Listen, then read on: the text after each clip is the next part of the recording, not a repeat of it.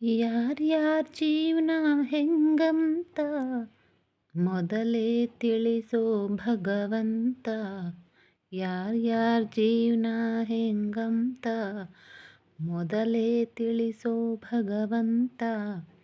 ಆಸೆ ಇಲ್ಲದೆ ಬದುಕ್ತೀವಿ ಸುಮ್ಮನೆ,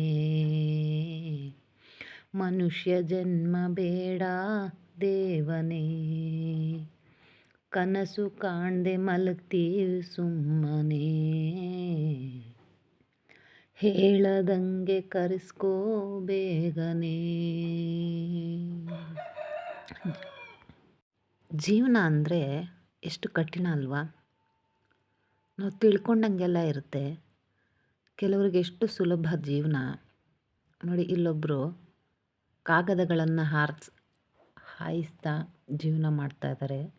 ಒಬ್ಬರು ನೋಡಿ, ಆ ಹಸುನ ಪಾಪ ಬಿಸಿಲು ಮಳೆ ಗಾಳಿ ಅಂದೆ ಊರು ಸುತ್ತಿ ಅವರು ಆ ಊಟಕ್ಕೋಸ್ಕರ ಎಷ್ಟು ಕಷ್ಟಪಡ್ತಿದ್ದಾರೆ ಅಂತ ಅವರ ಆ ಅಮ್ಮ ಅಂತ ಕೇಳ್ಕೊತಾ ಇದ್ರೆ ಒಂಥರ ಕಣ್ಣಲ್ಲಿ ನೀರು ಬಂದಂಗೆ ಆಗುತ್ತೆ. ನನಗೆ ಮಾತ್ರ, ಯಾರಿಗೆ ಹೆಂಗೋ ಗೊತ್ತಿಲ್ಲ. ಈ ಬೆಂಗಳೂರಲ್ಲಿ ಇಷ್ಟು ಗಲಾಟೆ ಆಗ್ತಾಯಿದ್ರು ಕೂಡ ಒಬ್ಬರು ಪಕ್ಕದ ಮನೆ ಏನಾಗ್ತಾಯಿದೆ ಅಂತ ಕೂಡ ಗೊತ್ತಾಗಲ್ಲ, ಬರಲ್ಲ.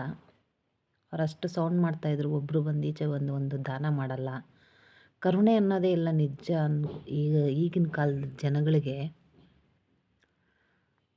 ಹಾಗೆಲ್ಲ ಮನೆ ಮುಂದೆ ಆ ಥರ ಬಂದರೆ ಹಸು ಪೂಜೆ ಮಾಡಿ ಅವರು ಊಟ ಕೊಟ್ಟು, ಹಸಿವು ಅನ್ನೋದು ಏನು ಗೊತ್ತಿತ್ತು ಆಗಿನ ಕಾಲದಲ್ಲಿ. ಯಾಕಂದರೆ ಹಸಿವಿಗೆ ತುಂಬ ಆಗೆಲ್ಲ ಬಡತನ ಜಾಸ್ತಿ ಇತ್ತು. ಹಸಿವಿನ ಬಗ್ಗೆ ಎಲ್ಲರಿಗೂ ಗೊತ್ತಿತ್ತು. ಅವ್ರಿಗೆ ಅಟ್ಲೀಸ್ಟ್ ಊಟ ಆದರೂ ಕೊಟ್ಬಿಟ್ಟು ಕಳಿಸ್ತಿದ್ರು. ಹೀಗೆಲ್ಲ ತಲೆನೇ ಕೆಡಿಸ್ಕೊಳ್ಳಲ್ಲ ಜನಗಳು. ಅಂದರೆ ಯಾರನ್ನ ಯಾರು ನಂಬಲ್ಲ.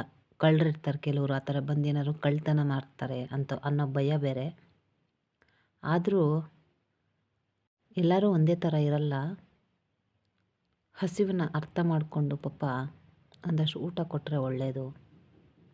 ದೇವ್ರು ಯಾಕೆ ಹೀಗೆ ಮಾಡ್ತಾನೋ ಗೊತ್ತಿಲ್ಲ.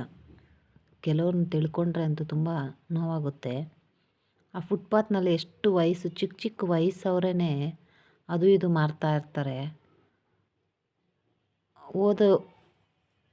ಕೆಲವರಂತೂ ಓದಿರ್ತಾರೆ ಚೆನ್ನಾಗಿ, ಪಾಪ ಕೆಲಸ ಇಲ್ದರೆ ಎಷ್ಟು ಕಷ್ಟಪಡ್ತಿರ್ತಾರೆ.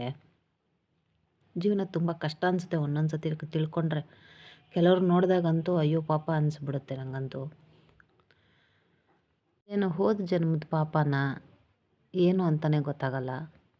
ಕೆಲವರಂತೂ ಹಣ ಆಸ್ತಿ ಐಶ್ವರ್ಯ ಎಲ್ಲ ಇದ್ದರೂ ಕೂಡ ಅನುಭವಿಸೋಕ್ಕಾಗಲ್ಲ. ಕಾಯಿಲೆಗಳು